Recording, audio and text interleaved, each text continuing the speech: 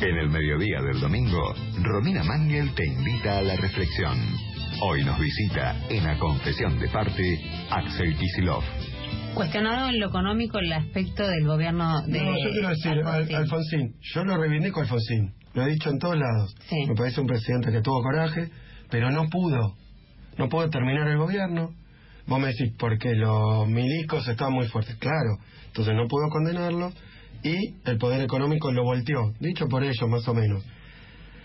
O sea que lo que se propuso hacer, la democracia no pudo sostenerlo. Y vos cuestionaste desde que en lo económico es un gobierno cuestionado. Termina con una hiperinflación. Pero es lo que estamos planteando. No es el kirchnerismo el gobierno más cuestionado de la historia y estamos haciendo revisionismo. ¿Decís Alfonsín? No, gobierno cuestionado. Sí, porque a mí me parece decir uno de los gobiernos más cuestionados. Dale. La verdad que me parece que Alfonsín es un presidente que lo votamos con mucho entusiasmo, no pudo terminar su mandato. Y no pudo terminar su mandato y le entrega el poder a Menem. Vamos a hablar si el menemismo fue cuestionado. Te lo dejo a vos. Sí. El menemismo, en realidad, en el plano de los derechos humanos, que era lo que Alfonsín había puesto como bandera, donde todos los argentinos estábamos, bueno, listo, cerremos el capítulo. Alfonsín, obediencia de vida, punto final. Menem, indulto, lo suelta a todos. Los torturadores, los milicos, los ideólogos, a todos. Y en el plano económico, que Alfonsín dijo, vamos a hacer un proyecto con el que yo coincido, con el proyecto de Alfonsín. Para mí era nacional y popular, era la tradición irigoyenista, era industrializar a la Argentina, ser más inclusivo, con pymes, y enfrentar a los poderes económicos, y enfrentar a los poderes extranjeros. Tiene unos cambios de ministro, tiene unos cambios de rumbo, termina con una hiperinflación, lo voltea a la economía. Y los milicos le tuercen la decisión.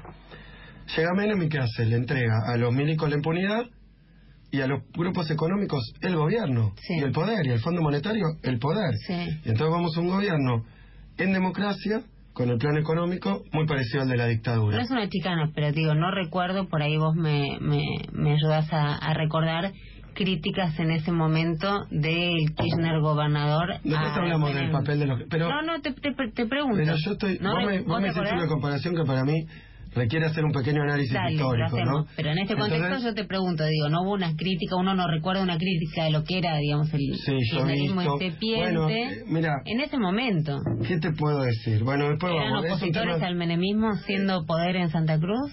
Sí, tenían fuertes diferencias, por supuesto, tenían fuertes diferencias, eran del mismo partido, además. Recordemos, qué sé yo no sé qué edad tiene nuestro público. El otro día le di un cursito a gente que había nacido en el 2002. Sí, bueno. Bueno, entonces es difícil porque son hechos históricos, como cuando a mí me hablaban de Krieger Bacena, yo no sabía. Siendo economista, bueno, me dediqué a la historia del pensamiento, a la historia económica. Pero para los que no conocen esto, yo le digo, la verdad que el gobierno de Menem gana la elección con un discurso que era: para los trabajadores les voy a sacar el impuesto a las ganancias, más o menos, dice. Salariazo. Para los empresarios, revolución productiva. Y aplica un programa neoliberal, y aplica el programa del Fondo Monetario Internacional. Nos deja sin industria, nos endeuda, nos deja con 19% de desempleo, Menem, nos deja con un enorme grado de exclusión social. Y bueno, y este tema que te digo, un gobierno neoliberal, timba financiera, bicicleta financiera, bueno, se conoce esto creo que bastante bien. Corrupción, viene la alianza con la bandera. Entonces vos me vas a decir que, más cuestionado que Menem no se me ocurre, pero ponele que no fue cuestionado, que fue poco cuestionado. No, yo digo, fue muy cuestionada la corrupción vamos en el menemismo. Y cuando se va Menem no lo quiere nadie. Nadie, no, es una exageración, porque después volvió con 25% de los votos, pero algún pedacito chiquitito sí. Que fueron los beneficiarios de ese modelo, serán las fuerzas reaccionarias, pero vuelvo a cómo gana Menem en la elección, me parece central. Aplica un programa neoliberal, pero no lo dice. No dice que va a ser caballo su ministro, no dice que va a hacerse... Pero hijo, si yo decía lo que iba a hacer, no me votaba nadie. Mirá, sí, iba esa frase. No dijo que iba a ser el mejor alumno del Fondo Monetario Internacional, no dijo que iba a tener relaciones carnales con Estados Unidos. Entonces el peronismo, incluso el peronismo de Perón, lo acompaña en la elección.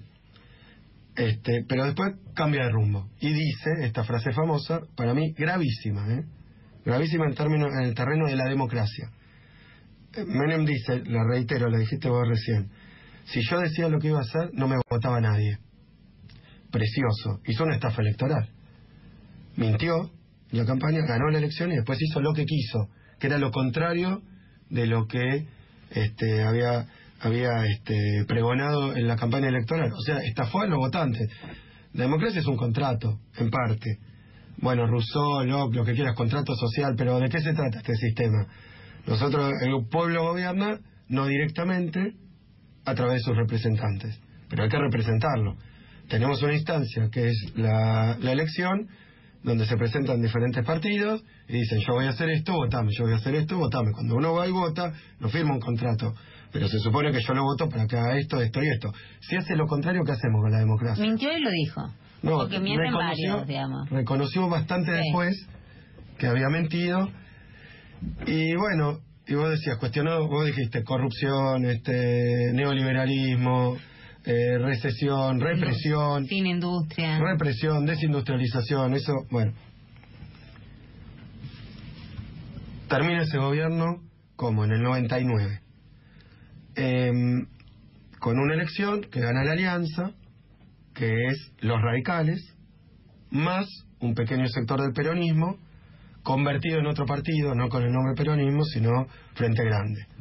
Eso es la Alianza. El Frente Grande tienen algunos componentes más los radicales. En ese momento Lilita era radical, fue parte del gobierno de la Alianza. Y bueno, y otros tantos funcionarios, que entre otros el vicepresidente venía del peronismo, pero fundó su propio partido, pues se fue del peronismo. Con la bandera de anticorrupción. Honestidad, anticorrupción y antineoliberalismo. También. Terminar con el Fondo Monetario, emancipar a la Argentina. Vos me hablaste que el kirchnerismo, bueno, llega de la Rúa, empieza a ejercer la presidencia, no quiero ser muy largo en esto, por lo que empieza a hacer Chacho Álvarez se va, y termina poniendo al mismo ministro de Economía que tenía Menem, que es lo que él vino a echar. Y bueno, es primera experiencia de gobierno democrático, Alfonsín. No puede terminar la presidencia, sus dos grandes hitos era vamos a ir contra la política económica de Martínez de Hoz, no puede, lo voltea la economía. Los grupos económicos, el establishment, dijiste vos, vamos a perseguir a los crímenes de la dictadura, no puede tampoco, por limitaciones que yo comparto, no digo que fue problema de él, digo una frustración para todos, pero para Alfonsín que no terminó el gobierno. Sí, llega el otro gobierno. Y el juicio de la Junta, digo. No, grandes avances, pero con limitaciones, por supuesto. Y después los larga a todos los. Bueno, lo mismo del 2x1, pero generalizado, una amnistía generalizada, un indulto. Después viene el gobierno de la Rúa, el gobierno de la Rúa conocemos bien, se va en helicóptero, 2001. Con un empujoncito del sector del peronismo. Bueno, eso es toda una discusión, 36 muertos en la calle, asesinatos a mansalva. Después tenemos 6 presidentes. Que termina con Duhalde, que llama elecciones. Yo creo que la democracia argentina, y bueno, la verdad que tuvo serios problemas. No conseguía la estabilidad, 2 presidentes no pueden terminar el mandato, después 6 más no pueden terminar el mandato ni empezarlo. Duhalde, que se planteaba como ser presidente, había competido contra Menem, se plantea como ser presidente cuando él llega a la presidencia a través de el nombramiento interino que se le hace porque cayó de la Rúa, que todo esto, piqueteros, desastre social, todo roto, el país hecho pedazos. O sea que en tu mirada, va lejos de ser uno de los gobiernos más cuestionados, es el mejor o fue el mejor gobierno de la democracia. Ninguna duda. Las confesiones se dividen en pasado, presente y futuro. Entrevistas con Romina Mangel. Hoy, Axel Kicillof.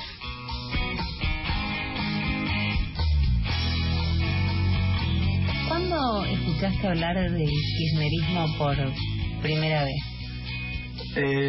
Porque recordémosle, Axel, a la gente que cuando asumió Néstor Kirchner como presidente, algunos no sabían ni cómo se pronunciaba el apellido. ¿Te acordás? Yo era uno de esos. ¿Eras uno de los que no sabía cómo se pronunciaba Kirchner? Yo no lo conocía a Kirchner. Incluso en esa elección, yo creo que mucha gente, porque el que gana esa elección, volvamos ahí, desastre económico, la peor crisis de la historia argentina, 2001, generada por el neoliberalismo, que empezó con Menem y después continuó con la Alianza, por lo cual también otra estafa, electoral fuerte. De la Rúa no dijo yo voy a tener a Caballo de ministro, dijo yo lo voy a sacar a Caballo, estas políticas no existen más. Y bueno, y terminó de la peor manera, la verdad. Y además Chacho Álvarez renuncia por un hecho de corrupción que se denuncia en ese momento, de los más graves de la historia argentina, que es que de la Rúa, el Fondo Monetario le dice flexibilizar el mercado de trabajo, o sea, hacer una flexibilización laboral, sacarle los derechos a los laburantes, no se lo quería votar ningún diputado, y aparece una denuncia con un arrepentido que dice yo con una tarjeta Banelco sobornaba a los diputados y senadores para que voten el plan económico del Fondo Monetario Internacional. Y después de la Rúa, vos me decías con el peronismo, la verdad que de la Rúa yo no sé porque sé que hay rumores, se dice, qué sé yo, sé que hubo saqueos, sé que hubo muchos pelotes, sé que la política económica que llevó adelante de la Rúa era una estafa para todos los que lo votaron. Por eso había piqueteros, aparecieron los cacerolazos, y la consigna era piquete y cacerola, la lucha es una sola, que se vaya de la Rúa. Y ahí no era dirigido, yo fui parte de eso, yo era dirigente en ese momento gremial y universitario, era dirigente gremial, era investigador en la universidad, economista, doctor en economía y profesor de muchas cátedras en la Facultad de Ciencias Económicas, UBA, pero además era el secretario general del sindicato docente de mi facultad, no de la UBA en general.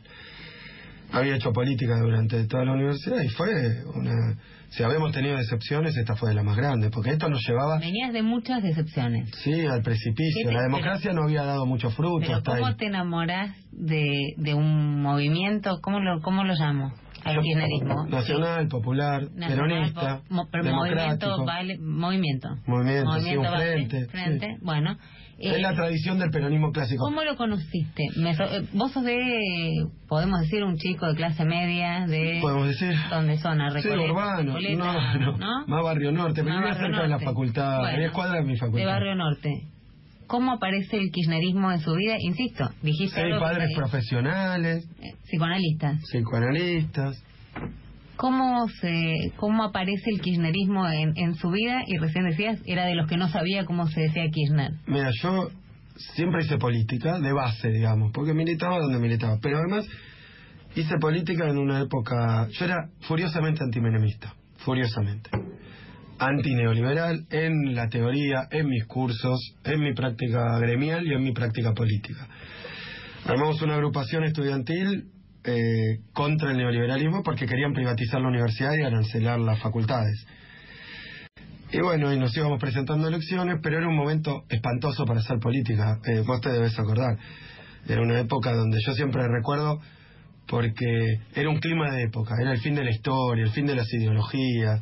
La gente no le interesaba la política, no creía en la política, no había un montón de pibes que se vayan todos. Sí, terminó en eso, pero antes de eso nadie quería saber nada de la política. Le repartías un volante, te lo tiraban, no le interesaba. Lo contrario de ahora, hoy está politizado todo el mundo. Pero no me contás cómo llega Kirchner a tu vida. Mucha desconfianza. Primero desconocimiento, no lo conocía, pero digo, ¿cuándo llega Kirchner? Yo era profesor de macroeconomía, te cuento la anécdota. Y yo enseñaba que había básicamente en la teoría económica, digamos, realmente existente. Yo también era profesor de historia del pensamiento económico, enseñaba los clásicos, Smith, Ricardo, Marx, enseñaba los neoclásicos y enseñaba a Keynes. Y mi tesis doctoral fue sobre Keynes. Me pasé 8 años leyendo a Keynes, leí toda la obra de Keynes. Fue de esas tesis la mejor del año, todas esas cosas. No había muchas tesis, la verdad, no creo que hubo 8, así que tampoco era gran cosa, pero quiero decir, lo estudié en serio, me dediqué a eso, y además me apasionaba la teoría económica. Hacer política y yo pensaba, porque se decía que el keynesianismo era cosa del pasado, como el peronismo de Perón, era cosa del pasado. Entonces, gana Kirchner, yo ni sabía, porque se baja Menem del balotaje. En realidad era Menem contra Kirchner, Menem con 25, creo, Kirchner con 23, Kirchner con 22. Sí. O sea que en primera vuelta, digamos, gana Menem. Pero era casi obvio que Kirchner iba a llegar con un balotaje arrasando, porque Menem parecía tener un techo. Y entonces yo, el día que asume Kirchner, obviamente, me siento en la televisión a ver el discurso de Asunción. Lo escucho, la verdad me sorprende muchísimo. ¿Qué? Te cuento porque vas a entender Y al otro día daba mi curso de macroeconomía. Y digo, ¿saben lo que es el keynesianismo? Lo que explicó Kirchner ayer en su discurso de Asunción. Porque Kirchner dice, yo voy a cambiar la economía. ¿Cómo voy a hacer? Vamos a subir los salarios, vamos a subir las jubilaciones, vamos a distribuir el ingreso, y cuando se distribuya el ingreso va a aparecer la demanda. Cuando aparezca la demanda, va a aparecer producción, porque le van a vender a esos que están demandando. O sea que subir los salarios no es malo, es bueno. Subir las jubilaciones, más Estado es bueno, va a aparecer la producción, va a volver la industria nacional, y a partir de eso se va a generar, creo que dice, círculo virtuoso, donde la economía va a crecer, y entonces va a generar todavía más demanda, y la demanda va a generar inversión. Apareció el hombre que iba a aplicar la tesis de la que te habías enamorado en la facultad. Claro, que es en realidad lo que hizo el peronismo, clásicamente. Es lo que hizo el peronismo clásicamente, no el peronismo de Menem, que también desde el peronismo aplicó un neoliberalismo, pero era ese peronismo que confía en el mercado interno, la distribución del ingreso como resorte de crecimiento. Y yo, ¿sabes qué dije en el curso? Si encuentro algún testigo de ese curso, porque leí, me lo bajé y lo leí el párrafo, y dije, esto era lo que les estaba explicando ayer. Yo creo que no lo va a poder hacer, porque como le pasó a Alfonsín, que quería hacer esto, creo que lo van a voltear si lo trata de hacer. Porque para hacer esto te tenés que pelear con los bancos, porque tenés que dar crédito. Te tenés que pelear con Estados Unidos, porque no podés depender y hacer libre comercio con Estados Unidos. Te tenés que pelear con el Fondo Monetario Internacional, pues te van a querer cobrar esa deuda que hoy están en default, y si le pagás la deuda no podés hacer esto. Tenés que renegociarla y pagar muy poco de deuda. Te vas a pelear con las grandes empresas transnacionales, pues no quieren que haya industria nacional. Te quieren vender acá lo que producen ellos. Entonces yo creo que no lo va a poder hacer. Ese fue mi primer contacto con el kirchnerismo, y no me hice kirchnerista. La verdad que empecé a ver como muy intrigado, y desde la economía, ni siquiera desde la militancia. Porque yo además no era peronista tampoco, ¿eh? Pero alguien te acercó. Y mira, con mucha desconfianza. Pero yo era un militante de la derecha. No es tan fácil conocer. Kirchner ya presidente, ¿no? Yo era, claro, y yo pero era... no es tan fácil decir, llegar. Claro, llegar. No, yo era un militante de los derechos humanos, había militado con las organizaciones sociales que estuvieron con las piqueteras, con, digamos, todo. No era piquetero porque era universitario, digamos, pero estaba de acuerdo con que si no les daban de comer podían cortar la calle, y que cada vez era peor, y si no había perspectiva, y si el gobierno además le decía, vos sos inviable, porque el discurso era provincias inviables, industrias inviables, gente inviable. Hoy eso es, vivían en una fantasía, que podían comer fantasía. Entonces, es el mismo discurso. Yo empiezo a ver, y Kirchner empieza a llevar adelante una política muy fuerte con los organismos de derechos humanos. Yo era militante, digamos, de base, universitario, con mucho contacto con los derechos humanos, con hijos, por ejemplo. Yo lo conocí a Aguado, de esa época, lo conocí a Charlie Pisoni, de la militancia universitaria. ¿Te lo presentan ellos? No, ellos los conocía de la militancia. No, a Kirchner. ¿Cómo llegó a Kirchner? Sí. No lo conocí. ¿Nunca lo conociste? Bueno, compartí algún hecho, pero no me senté a hablar con Kirchner, no lo conocí, ni él a mí. Creo que no conocía mi nombre demasiado. Estoy casi seguro, sí. ¿Por qué? Y ahora te cuento. Una de nuestro movimiento universitario, una parte muy importante, que venía más del peronismo, caso Mariano Recalde, que era compañero mío del Buenos Aires, venía, nos conocíamos de ahí, y después en la universidad yo armé una agrupación universitaria, él armó otra, y después en el sindicalismo universitario nos conocíamos, éramos amigos, y bueno, los que eran más del peronismo lo miraban con más simpatía que yo, que lo miraban con simpatía. Y empieza a hacer cosas en los derechos humanos, que yo digo, bueno, está bárbaro, pero había prometido cambiar la economía, el tema de los derechos, y fíjate que son las dos promesas de Alfonsín para mí. Enfrentar a los grupos económicos, enfrentar al poder internacional. Y saber si este tipo lo puede hacer. Me sorprendió que no lo... Pensé que lo conocían, que se habían conocido. No lo conocí. De hecho, a Cristina la conozco... Cristina es una versión que 2000, de Kirchner. Pero, termino breve porque sé que me extiendí mucho. Pero cuando algunos amigos empiezan ya a acercarse al kirchnerismo, que los derechos humanos, y después el tipo se saca encima el Fondo Monetario Internacional. Yo digo, empieza a tener conflictos con el sector bancario porque le dice tienen que prestarle a la gente y a las empresas, no a la timba. Empieza a plantearse los conflictos que naturalmente se van a plantear y da la pelea. Y después lo otro que yo decía, y creo que lo debo haber dicho, Argentina es un país que tiene ese famoso dos modelos. Yo decía, podemos ir a la industria o podemos ir a un modelo agropecuario sin industria. Para ir a la industria tenés conflicto con el campo, que le va mucho mejor si solo te dedicas al campo. ¿Qué problema hay? Si solo te dedicas al campo, te quedan 20 millones de personas en la calle. Pero cortito y vamos a una tanda. Pero Cristina, conociste a Cristina, obviamente, me contás que a Néstor no. Cristina sería una versión ¿qué? De Néstor Kirchner. Cristina no es Néstor Kirchner. El gobierno de Cristina no fue el gobierno de Néstor Kirchner. Yo creo que son muy parecidos y muy distintos. Yo creo que ideológicamente, en términos de la dirección... que tiene una diferencia radical entre los dos.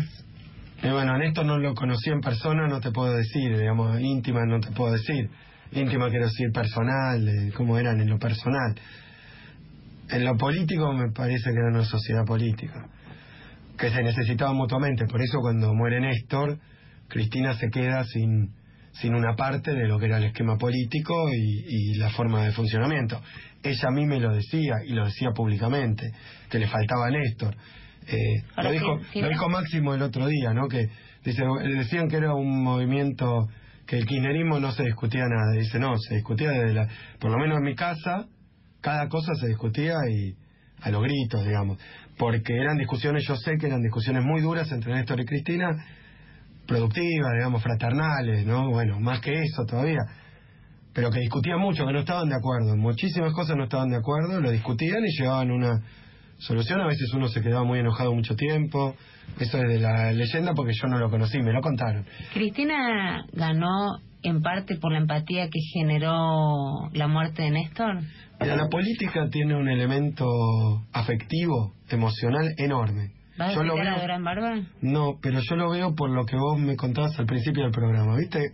A mí me pasa, vos decías, bueno, un ministro de Economía, nosotros, o yo por prejuicio, o algunos dicen, son repudiados, los odia a todo el mundo. No, algunos te odiarán, otros te aman. Y te aman no en un sentido, digamos, en un sentido del amor, de pareja, del amor. Despierta mucha emoción, mucho sentimiento. Entonces, en ese sentido, yo creo... ¿Cuál era exactamente tu pregunta para que la conteste con exactitud? Porque te vas a decir, a ver, primero la diferencia, digamos, ¿no? Entre Néstor y Cristina. Bueno. Y si Cristina hubiese ganado igual... Néstor... excelente. Y no lo sé, esos contrafácticos son... Pero que la muerte de Néstor generó un montón de hechos políticos en la Argentina, tremendos hechos políticos, porque después de la muerte de Néstor vino el Bicentenario. Que Cristina siempre cuenta que Néstor le decía que eso no valía la pena, que por qué iba a organizar eso, o algo así, por eso lo cuento de oído. No va a ir nadie, que te metiste en esto con Parrilli, con no sé qué, organizar una mega fiesta, con todo, en el Bicentenario, y fue una explosión, no sé si estuviste. Yo creo que la muerte de Néstor fue uno de los hechos políticos, como fue, sin comparar, pero hubo muertes muy importantes en la Argentina. Es el caso de la muerte de Eva, el caso de la muerte de Perón. Pero a diferencia de Perón y Eva, yo creo que nos dimos cuenta del papel histórico que tenía Néstor. Yo ahí sí era kirchnerista, estuve en ese funeral, ya trabajaba en el gobierno, pero nos dimos cuenta de la trascendencia histórica y de la importancia afectiva, emocional, política que tuvo Néstor Kirchner, con toda crudeza el día que murió. Porque vos te fijaste en ese momento que la gente iba llorando, y había gente que ya decía, nadie los quiere, gente llorando, poniendo, bueno, gracias Néstor, fuerza Cristina, era un poco la frase, porque se veía que se había perdido algo muy importante, un esfuerzo muy importante, se identificó la muerte de Néstor, que yo creo que es así, con su entrega a la política, porque incluso se supo que todos le decían pará, descansó un poco y no paraba, y de las 6 de la mañana. Yo creo que esa entrega a la política se vio, y si vos me preguntás si ganó por la muerte de Néstor, yo no digo no ganó por la muerte de Néstor, pero la muerte de Néstor tuvo un papel importantísimo en la formación del kirchnerismo. Dos cosas rapidísimas, tan decidimos, sí. En el mediodía del domingo, Romina Mangel te invita a la reflexión.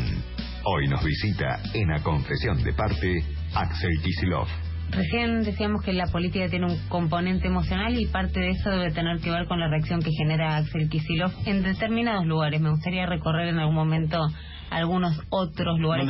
Cuando cruzaste, y no vamos a entrar en la anécdota particular, pero cuando cruzaste a Uruguay, no pasó mucha buquebús, no pero te pidieron mostró también otro aspecto de lo emocional de la política. Enojo, estabas con tus chicos, pero hubo un escrache, digamos, eso no pasó. Habría que ver en otros lados. Pero te quería preguntar una cosa.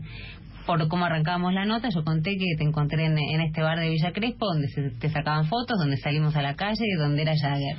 Ahora, te sentaste con el dueño de este bar que te contó el desastre que estaba pasando económicamente, y yo te escucharlo, muy conmovido, honestamente, pero también muy ajeno, como si te estuviese contando una historia que hubiese pasado en Finlandia.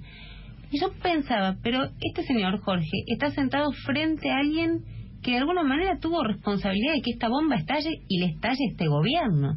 Perfecto, ahí tenés. ¿Por qué Jorge me hablaba a mí? Jorge es el dueño del bar que ya prácticamente no vende ni una media luna, ¿no? Sí, que lo fundieron. Y el tipo ¿Quién dijo, lo fundió? Macri, a morir. La política económica de Macri. Y el arrastre de la política económica. Vos no tenés ninguna responsabilidad. De cómo no, sí, tengo responsabilidad. De no haber genocidio de pyme que hiciste referencia. De no haber ganado la elección. Esa es la responsabilidad que nos cabe a nosotros, de no haber ganado la elección. Y te explico por qué. La política económica que está aplicando Macri, yo era candidato y ministro cuando Macri estaba en campaña. Macri hoy puede decir la frase de Menem. Exacta. Si yo decía lo que iba a hacer, no me votaba nadie. Porque lo que empezó a aplicar, yo estaba en campaña, y yo conozco a Sturzenegger, conozco a Pratgay, conozco a Melconian, soy economista, conozco a Liach, los conozco de siempre. Siempre, desde cuando yo era purrete, querían aplicar este programa económico, abrir las importaciones. ¿Qué tengo que ver yo con que Macri abra las importaciones? ¿Qué pesada herencia? Está fundiendo las pymes porque abrieron las importaciones. Se podría vivir y te lo digo brutalmente, de subsidios y de planes, y no es una mirada gorila de la situación. Pero Macri dice que dejamos 7% de desempleo. ¿Qué parte vivía de subsidios y de planes? Pero el subsidio en algún momento iba a estallar, a todos nos gustaba pagar poco, pero en algún momento íbamos a entender que era una fantasía, o se podía, 30 años podía seguir subsidiando. Perdón, yo te meto ahora en un quirófano, te acuesto y vos decís, bueno, me van a sacar un lunar de la espalda porque creo que es maligno. Te despertás, te amputé las 2 piernas y te puse 3 bypass. Y vos decís, ¿pero qué hizo, señor? Usted no me avisó que pasaba esto, que yo estaba en un estado gravísimo, que me iba a la banquina, que me moría. No, bueno, yo abrí y me di cuenta de que usted, si yo no operaba, se moría en 2 días. ¿Vos le crees? ¿Por qué le vas a creer? Macri cuando estaba en campaña dijo, la inflación la soluciona en 2 minutos. Macri en campaña dijo, podemos vivir mejor. Macri en campaña dijo, todo lo que tenés lo vas a conservar. Macri en campaña básicamente lo que dijo fue cambiemos, y el cambio era cambiemos ustedes. Ya dijo. Cambiemos. No dijo que iba a romper la industria. No dijo que iba a ser la bicicleta financiera más grande de Martínez de Oz. No lo dijo. Pero vos decís que la gente no se había cansado de ustedes. Sí, pero no de eso, no de Jorge de vender. No Jorge de vender. ¿De qué? ¿De la corrupción? Muchos elementos. Bueno, ahora hoy saltó que el pobre jefe de inteligencia, y yo me permito esto porque estoy un poco impresionado, hoy el escándalo de corrupción más grande de la historia, no sé si de la humanidad, pero por ahí anda, el Lava Jato en Brasil, el Lava Jato, consiste en que metieron en cana un montón de empresarios, un montón de funcionarios, y están confesando a quién le pagaron coimas. Sí. Hoy un tipo dijo que le pagó coimas a uno de los mejores amigos de Macri. Sí. Coimas, dijo, le pagué un palo verde en coimas. Axel, en este país un señor dijo que le pagó coimas al socio de Cristina Kirchner. No es socio, pero bueno, yo te puedo decir... Pero en este país un señor dijo lo mismo. No. Sí. ¿Dónde está? Leonardo Fariña dijo eso. Bueno, pero es un tipo que ¿dónde están? ¿Qué tiene que ver con el lavallato? No, pero digo, sí, tampoco a ningún funcionario. Acá no, este es el jefe de inteligencia. Pero vuelvo a lo mismo. Kirchner. No me parece que sí, que efectivamente. ¿Qué quiere la sociedad? ¿Qué cambio quería? Y volvamos al gobierno de Néstor y Cristina. Es de todo el proceso electoral, de todo el proceso democrático en la Argentina, la única fuerza política, y acá podemos volver a toda la historia democrática argentina, que gobernó 3 veces seguidas, que es reelecto la segunda vez por el 54% de los votos en primera vuelta. o sea, con enorme apoyo popular. Es la primera vez, perdón, que termina un gobierno. No, porque déjame contarte lo que yo veo, que no es lo mismo que vos ves, pues si no, no tendremos ni que charlar. Que es electo ese gobierno y que termina el mandato con una plaza recontra llena, eso estamos de acuerdo, o sea, con mucha popularidad Cristina, que hoy la tiene y hoy va primera en las encuestas de provincia de Buenos Aires, y además que pierde su cuarto mandato por un punto. O sea que la verdad es que yo tengo que decir es el gobierno más popular, más continuado, más sostenido de la historia de la democracia argentina entera. Ningún gobierno antes. No tenés ninguna responsabilidad, y volvamos, digo, para que se entienda la charla con Jorge, no tenés ninguna responsabilidad. ¿Qué quería cambiar la gente? Porque yo lo estoy hablando mucho con la gente. No tenés ninguna responsabilidad en los que la están pasando hoy mal. Digo, donde quieras. Elegí en la industria, elegí en las pymes, elegí... ¿Cómo lo planteo yo? No, pero te pregunto... Perdón, si vos muchos de esos la pasaban mal con nosotros también. O sea que sí debo tener... Pero ¿qué te quiero decir? Sí, debo tener, obvio. ¿Por qué Jorge no me echaba la culpa a mí? Porque hay quienes pensamos que la política económica de Macri no es para solucionar los problemas que tenía la Argentina. Es otro modelo de país, que va a problemas 100 veces más graves y distintos. Pero es otro modelo de país, es un modelo que beneficia a unos poquitos, a las claras, que tiene que ver con el sector exportador, básicamente agropecuario, que tiene que ver con el sector financiero, que esos son sostén del gobierno, son ministros, son todo lo que quiera, y que se benefician esos mismos. Y para los Jorges no hay nada. Mi gobierno pensaba en los Jorges, en los que tienen un pequeño comercio, en los que tienen un pequeño... ¿Nos salía todo bien? No. ¿Se podía hacer todo? No. ¿Habíamos terminado de hacer todo lo que queríamos hacer? No. ¿Nos equivocamos? Sí. Era re difícil sostenerle la demanda a Jorge. ¿Se equivocaron con el candidato? Vos decís, sí, la responsabilidad fue no haber ganado las elecciones. ¿Se equivocaron con Scioli candidato? No, yo creo que no. Me parece que Scioli candidato era algo que quería el peronismo. ¿Y Scioli candidato hoy? El peronismo. Y bueno, todavía no es candidato, quiero decir, todavía no es nuestro candidato. Yo creo que... Pero te pregunto si te gusta, ya en su momento... Yo me llevo bien con Scioli, me llevé siempre bien, trabajé en su campaña electoral, no trabajamos para que perdiera Scioli, perdimos, trabajamos para que ganara Scioli, y hoy me parece que es una persona que, bueno, que sacó 49% de los votos en la última elección, tiene una popularidad o ha tenido una popularidad muy importante. No sé si hay mucha gente... Hay que ver si estos hechos lo afectan o no. Digo. Bueno, ha ocurrido ayer un hecho que tiene que ver con su vida personal, que afecta a la política también, evidentemente. Bueno, habrá que ver cómo se va arreglando, qué dice él, todavía no lo sabemos. Yo lo que digo es que muchos decían si Scioli va a traicionar al kirchnerismo, va a traicionar a Cristina. Terminó la elección la perdió. Él perdió la elección, era el candidato que salió segundo por un punto. Perdió por un pelito, pero perdió la elección. Y no se alejó de nosotros, ni empezó a decir de mí, por lo menos, de todo nuestro espacio. No empezó a criticarlo. Son cosas que yo le valoro. En el peronismo se llama lealtad. Yo lo llamo coherencia. Si él durante años fue funcionario de nuestro gobierno, fue una elección como continuidad de nuestro gobierno, y después pierde y se hace opositor... ¿Volverías a acompañar si decide Cristina Kirchner que el candidato es Scioli? No sé cómo se va a decidir, no sé si lo va a decidir Cristina Kirchner. Supongamos. Yo voy a acompañar al candidato que decide el Frente para la Victoria. Sí, lo voy a acompañar, al candidato que decida, Pero si es Scioli. Hay varios...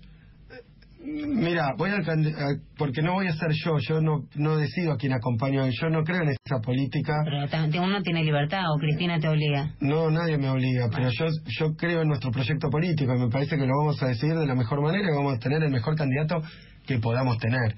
En la última elección algunos pensaban que íbamos a sacar 5% y sacamos 49% y ganamos en la primera vuelta. O sea que yo creo que si Macri, en vez de mentir y decirle a los jubilados que le iba a dar el 82% móvil, y por error le bajó la jubilación. A los trabajadores que le iba a sacar el impuesto a la ganancia, que era lo que querían oír para votarlo, después como no va a haber bronca con Macri, porque lo votaron, me lo dicen a mí, lo voté para que me saque el impuesto a la ganancia, me lo aumentó. 1 millón de personas pagaban el impuesto a las ganancias con nosotros y nos hacían paro. Ahora 2 millones. Dijo que iba a bajar la inflación, la duplicó. Y viene diciendo con la bicicleta financiera y la bicicleta discursiva que ya se va a mejorar, que tranquilo. Y no se mejore, si se mejora creo que va a ser peor. Pues si baja la inflación va a ser porque hay una recesión tremenda y nadie puede consumir. Conclusión mía de todo esto. Si Macri hubiera dicho, en vez de todas esas mentiras, una sola verdad, ganábamos nosotros. Si en vez de decir, voy a mantener fútbol para todos, hubiera dicho, lo voy a sacar, algunos tipos que lo votaron porque dijo, bueno, quiero cambiar, pero el fútbol para todos no, las jubilaciones no, la educación no, ARSAT no, YPF no, está haciendo pelota todo eso. Entonces, si hubiera dicho un poquito de verdad, hubiéramos ganado nosotros. Con mentira es fácil ganar una elección. Lo que no es fácil es gobernar con mentira. Se nos fue la hora y no llegamos a hablar de corrupción, que era uno de los temas que tenía ganas de charlar con vos, pero te voy a hacer una pregunta que es uno de los mitos que te rondan. ¿Fundiste, quebraste un bar o no? No, la verdad que no, lo vendí. O sea, quebrar sería, lo vendí. ¿Pero lo vendiste en qué? Porque era como... No, fue 2001. Sí. Fue en 2001. Sí. Yo tenía un bar que era más o menos un bar mío. Sí. Era un emprendimiento de 6 amigos que terminamos compañeros de la facultad que dijimos, para seguir viéndonos, pongamos un bar. Es la fantasía casi de universitario, ¿no? De estudiantil. Como cada uno va a laburar de otra cosa, nos va a costar vernos, pongamos un bar que funcione solo a la noche y los días jueves, viernes, sábado y domingo, y vamos ahí, tomamos cerveza nosotros, tomamos un café, oímos la música que nos gusta y que sea un negocio. Ya era medio descabellado, no abríamos de día, no hacíamos nada de lo que había que hacer, que hacían los bares en la zona. Era Palermo Hollywood la zona, lo que pasa es que en ese momento se llamaba Palermo Taller Mecánico, porque esto fue antes del 2001. Sí. Entonces, era un bar que andaba a gatas. Hay hasta temas personales. 2 de los socios se fueron a estudiar afuera, a vivir afuera. Otro decidió dedicarse a otra cosa. Nos peleamos algunos, por ejemplo, yo con la que era mi pareja, nos peleamos. Entonces ya era medio insostenible la sociedad. Pero a todo eso que estaba complicado, la sociedad, entonces se iba a quedar alguno con la sociedad, otro se iba a ir, se iba a ver empresas grupales, digamos, y más de hobby que de negocio. Yo laburaba de lo mío, todos laburábamos de lo nuestro, era un emprendimiento, una cooperativa, digamos. Pero no lo fundiste. No, pero te quiero decir algo. Cuando llega 2001 el corralito, había que pagar sueldos, había, qué sé yo, un barman, unas mozas, unas camareras que hacían la limpieza y no se podía sacar la plata del cajero. Entonces salimos a vender el café, al bar de enfrente le vendimos el café. Y la verdad que para hacer un emprendimiento simpático, la situación económica no daba. En 2001 debe haber fundido la mitad de los bares de la Argentina. Pero bueno, ¿qué hicimos entonces? Como, digamos, teníamos algunos conocidos, se pusieron a caminar, compró la llave, nos pagaron. O sea, no estaba quebrado, me voy, dejo el alquiler, sino que le vendimos la llave a otro con todas las máquinas, con todo. No, pero... No, fundir en 2001 para mí no sería un deshonor, ¿eh? Me parece que es donde te llevan las políticas como la de Macri. Este genocidio de PYME, Jorge va a terminar así, debe ser mucho mejor empresario que yo. Yo no me caracterizo por haber sido empresario, nunca fui empresario en mi vida, a pesar de haber tenido un bar con amigos, digamos, pero era un proyecto, la verdad que más bien simpático y comunitario y cooperativo que una empresa para ganar guita. Nunca viví de una empresa. Pero te digo, Jorge y otro empresario el otro día, 3 generaciones, Macri lo fundió. Y me dice, y pasé el Rodrigazo, y pasé el Plan Primavera, pasé el Plan Austral, el Plan Bonex, pasé 2001, y ahora fundo. Lo que está haciendo Macri, yo dije, un genocidio de pyme, porque está bajando los salarios y nadie puede comprar. Eso es lo que le pasa a Jorge. Macri soluciona mucho la cosa si empieza a subir los salarios. No quiere, no es su modelo económico, nunca lo va a hacer. Él piensa que los trabajadores ganan demasiado y deberían laburar más, y lo ha dicho todas las veces que pudo. Esfuércense más. ¿Por qué no se esfuerza un poco Macri para sacar adelante el país? ¿Por qué no labura todos los días? Que le dice a los trabajadores que tienen que laburar el fin de semana. Ya me parece que esto que gobierna para ricos, yo creo que antes era la campaña del miedo. Ahora el miedo está ahí todos los días. De que te quiebre, de que te echen, miedos que no existieron con nosotros y que con nuestra política no pueden existir. Te puede ir un poco mejor, un poco peor, pero no pueden existir porque es lo que te preocupa. Cerraba una empresa y estaba el ministro de Economía ahí. Ahora cierran empresas y el ministro de Trabajo se preocupa no por los laburantes, sino por lo duro que es para el empresario despedir. Son cosas muy crueles, son cosas desalmadas, son cosas que puede decir un patrón, un gerente, pero no un tipo que gobierna todos los 44 millones. De un bar de Villa Crespo a Milenio, con Axel Kicillof. Gracias. Bueno, muchas gracias a vos. Muy linda entrevista.